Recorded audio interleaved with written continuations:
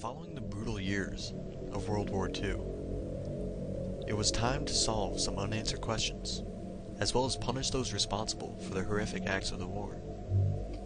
To do this, you need not look any further than the remaining top members of the Nazi Party.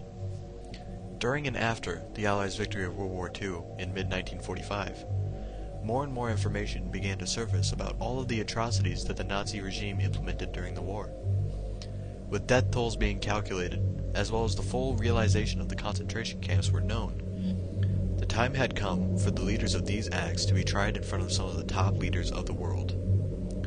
The Nuremberg Trials took place between 1945 and 1946 in Nuremberg, Germany, which to some was known as the birthplace of the Nazi regime.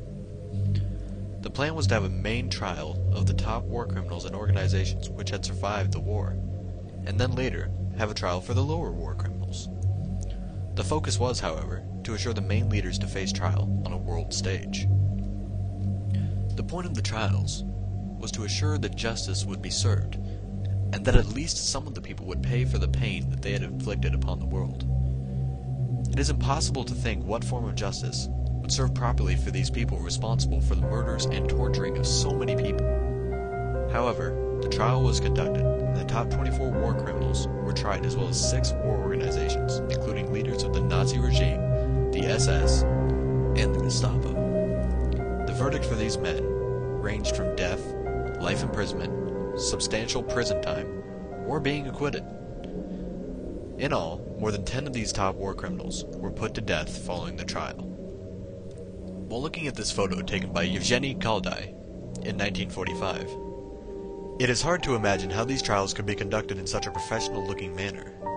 To decide the fate of these men, who are accused to be responsible for some of the worst crimes in history. These men, of several different countries, sitting and discussing the fate of men who brought so much pain to their home countries. It did not need to be deciphered about how much these men were forced into their jobs, and those who took pleasure in their work.